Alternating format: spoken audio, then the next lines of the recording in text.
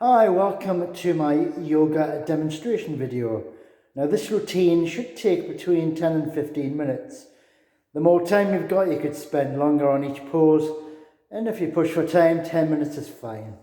Now this is a good prelude to meditation, and you can use it daily, or you can just use it a couple of times a week, it's up to you. But this is going to improve your flexibility, circulation, and it'll help to enhance your meditation experience. Now I'm going to go through each pose, if you like, yoga pose. Now the first thing I need to clear is I'm not a yoga teacher, I am a fitness teacher or personal trainer, if you like to call me that. So I'm no expert in the art of yoga and to an advanced level anyway. So it's going to be quite simple, so just follow along with me. This is the demonstration part of it. So I'm going to start with, it's called a rest pose, where you just lie on the floor and you just take your legs out. I'll take them out wide, take your hands out to the side, palms up, head down, and just relax in that pose. And you relax for up to 2 minutes, just to make you aware of your surroundings. Now I'm not going to stay here for 2 minutes, but that's your first pose, that's your rest pose, and that is called Savasana, if you want to call it that. Now, coming into your second pose, this is a pose called Sankalpa. Now I'm just sitting cross-legged. If you want to get into the lotus position, you can do. And this is a really good position just to sit. You can do the finger touching the thumb and just like a meditative pose. Just become aware of your surroundings and of your body and your breathing.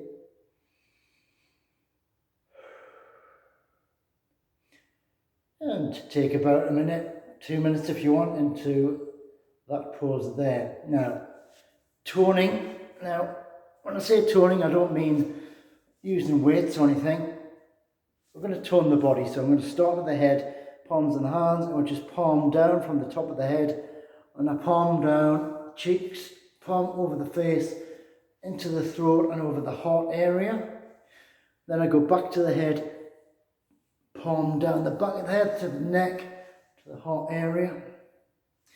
Then take this hand over this hand and just squeeze the finger, squeeze the hand, squeeze up the arm, around the shoulder into the heart area.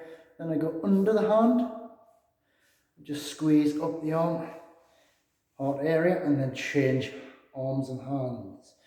Just squeeze the fingers, top of the arm, squeeze up through the bicep, across the shoulder, across the chest, into the heart area, underneath, squeeze, squeeze, squeeze, all the way to the heart area. Then come down to the tummy, just going to press into just below the navel and just squeeze it up there, coming around the heart area, go behind, squeezing through the buttocks, up the lower spine, comes up all the way around, heart area to finish.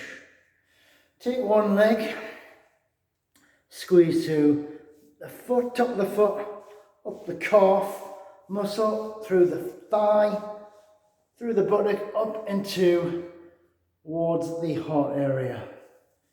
Change legs, squeeze through the foot, up through the ankle, calf, thigh, inner thigh, outer thigh, up into the heart area, and that is a toning of your body. Now the next one is called rolling. I call this a Vellana. I'm going to lie down, grab your knees, and then what we'll do is roll to your right.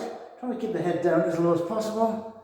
Just roll it down, and then we're going to roll the other way. Back. And then you're going to roll back.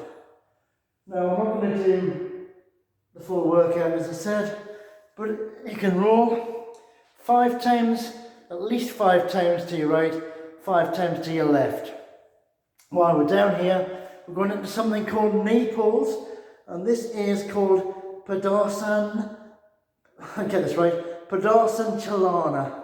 And what I do is grab one knee, pull it in towards the body, switch legs, pull that in towards the body, just hold it for a second or so, and change legs.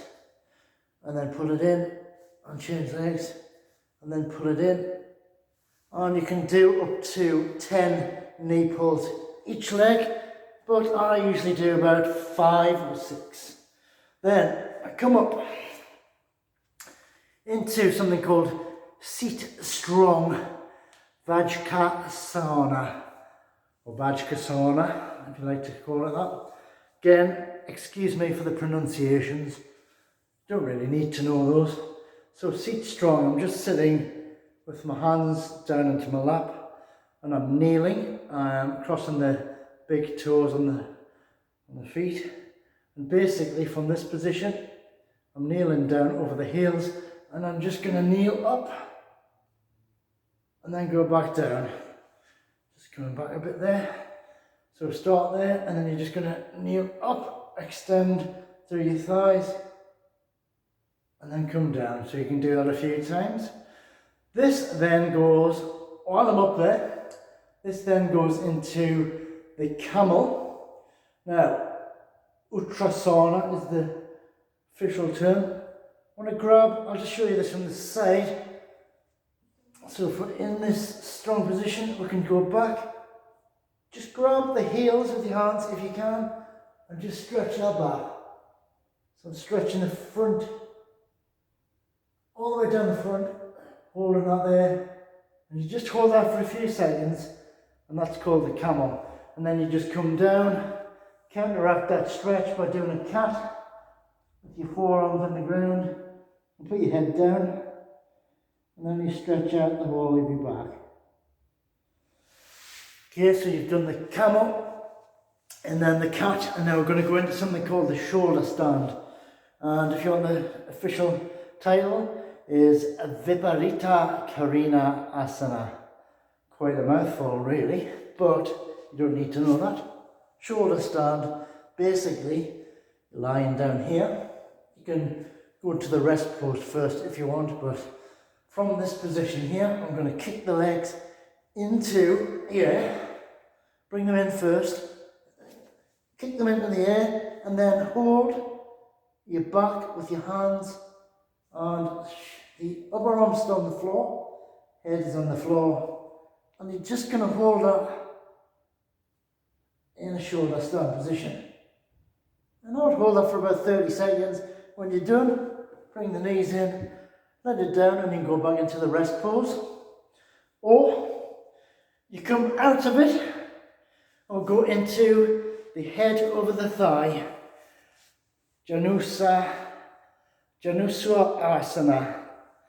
Take one leg out, the other foot goes into the inner thigh there. Okay, and then take the arms above the head, with your spine extended high with the chest. Go over and over that leg, and take it behind, stretching and out. You almost feel a stretch in your hamstrings. I can't get any lower than that. Come back in, change legs, go above, extend the spine, go over, and I can't get any further than that on that leg. Hold it for a few seconds, then come back out. So hold that as long as you want to. Now, the hardest one for me is the Plough, Halasana. Now, don't push yourself too hard on this one, it's really important. We'll go back into that shoulder stand. So this time we'll go up. I'm back in that shoulder stand. But now what you want to do is take the legs and the feet back towards the floor, and hips are in line with the shoulders. Now, I can't get any further than that this morning. Sometimes I can get further. A little bit there. but don't strain. Bring the knees in. Now, that might get you a little bit out of breath actually. I would then follow that by the rest pose for a few seconds at least. And you could repeat that plough if you wanted to, but that's quite a tough move or position to hold. So don't push yourself too much. Then we'll turn over, face down, and we're going to go into Cobra. Now, hands are under my shoulders here, forearms are on the floor, legs are on the floor. Look down, and then just push yourself, ease yourself up.